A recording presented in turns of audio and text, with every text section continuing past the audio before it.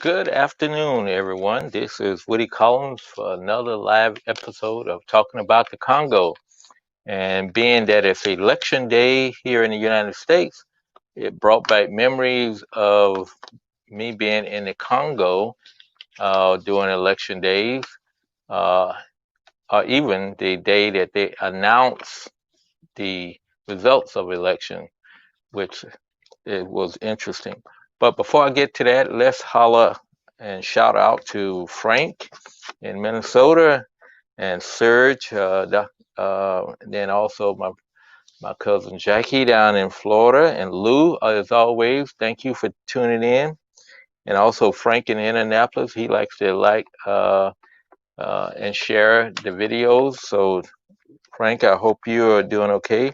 And also had a newcomer, Sidonia, from my Rotary Club. She uh, stepped up and came in and watched one of the videos. So I appreciate everybody who stops by and likes the videos, and it's even better to make comments and share. And so thank you so much for doing it. But let's talk about the elections. Yeah, I was over in the Congo in March of 2006. The elections, well, I'm sorry, I was over in March of 2007. The elections were actually held on June 30th, 2006. So about 9 months later, they were still struggling with the results of the election.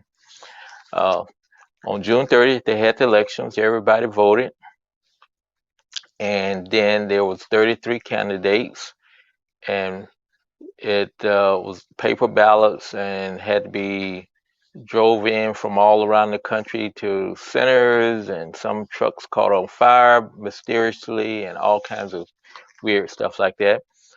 But finally, in November of 2006, a little over 4 months later, they announced who the winner was.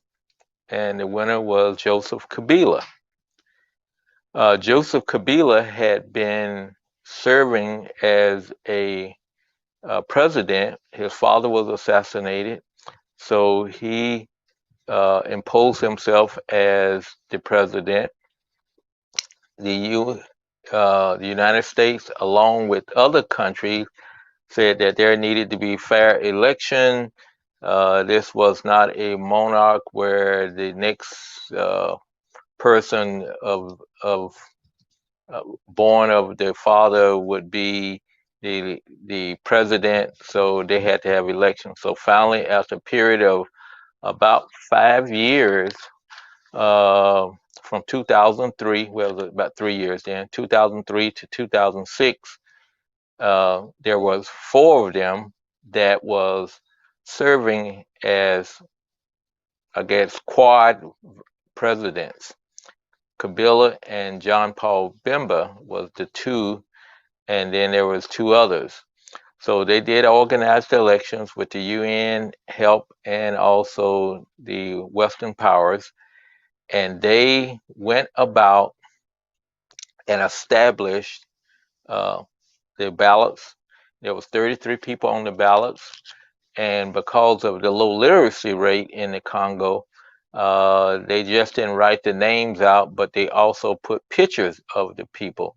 So you can imagine these ballots were about that big, maybe uh, 18 to 20 inches by, 20 something by 15, and that was what people was given, these sheets of paper to mark who they wanted. So they had to manually tabulate those and everything. So like I said, in November, they announced who the winner was.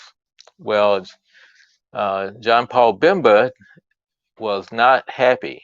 He had put in uh, a claim that there was fraud in the election, and therefore he uh, was protesting, but the Congolese Supreme Court decided there was no fraud, and If there was fraud, it wasn't significant enough to change the outcome of the elections.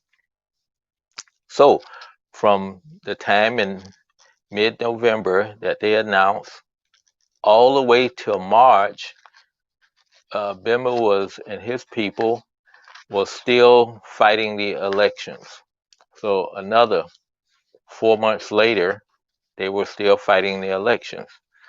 And so at that point in time, I had decided, okay, they've announced the winner, and Kabila is going to take over, and so I can go to Congo. So I went to the Congo in that March, and I was in Kinshasa. I had to take care of some business up there, and it got tense.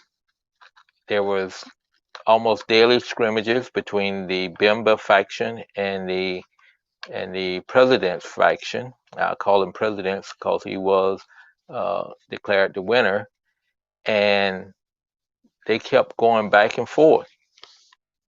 So finally, one day, Bemba assaulted uh, a military assault on the town of Kinshasa, and there was tanks rolling down the road and all kinds of things. So immediately I thought, okay, I'm in the middle of a civil war.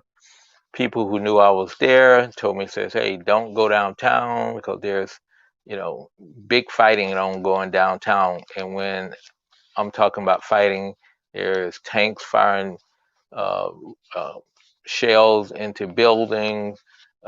They're breaking into different buildings. There's almost like hand-to-hand combat going on between John Paul Bemba's troops and supporters and the government troops and supporters. So, why am I talking about this? Well, I tell you, I would have never thought that uh, people would be thinking that the United States, in all its our democracy as uh, a a showpiece for around the world as how you hold elections and democratically elect different officers, that we would be considering that, oh, we may have the same situation here in the United States that they had in Congo.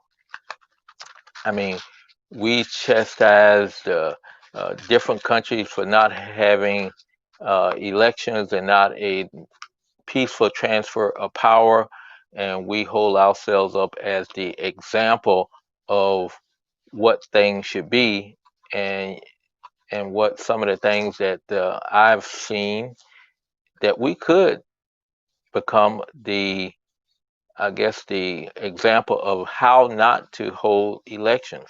I mean, it's crazy.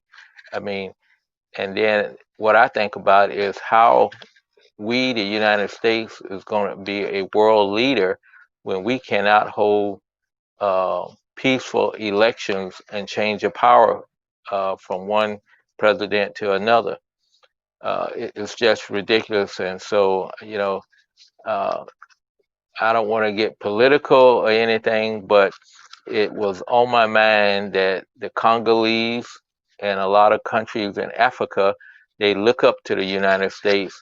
And, I just hope that we don't be a bad example of what democracy is, because immediately they will tell us without anything and say, don't come over here trying to tell us how to do anything because you can't hold a election yourself. Uh, it's kind of one of those things. Is if we do not act appropriately, we have lost faith and we are not a world leader again. So I end there, but uh, I changed the subject to something else. A couple of days ago, yesterday I talked about the iceberg, and what that meant is that on an iceberg you can see just the top of the iceberg sticking up out of the water, but there's a larger mass of of ice and down below the surface, and that is what really sank the Titanic, because the little bit of iceberg that it saw, there was below the surface that really put the big hole in the ship and really sank it, quite rapidly. So, and I'm thinking the same thing about that's what the COVID is over there, because they haven't did any testing to see what's the real rate of infection is, and so we only looking at the top part of where people have to actually go into a hospital and then they do testing, or go to a clinic and they do testing where they're actually sick. But all those asymptomatic cases are not being reported, or they're being tested to confirm what's going on. So I hope everybody has voted or plan to vote in these few remaining hours. And I hope everybody uh, gets a chance to do that. Uh, and I would say, as always, uh, take care of yourself and take care of your family. Be safe. Also, uh, to think about your brothers and sisters and neighbors, as you would expect them to think about you. And finally, be blessed, and we will see you tomorrow at 3 o'clock for another episode of Talking About Congo.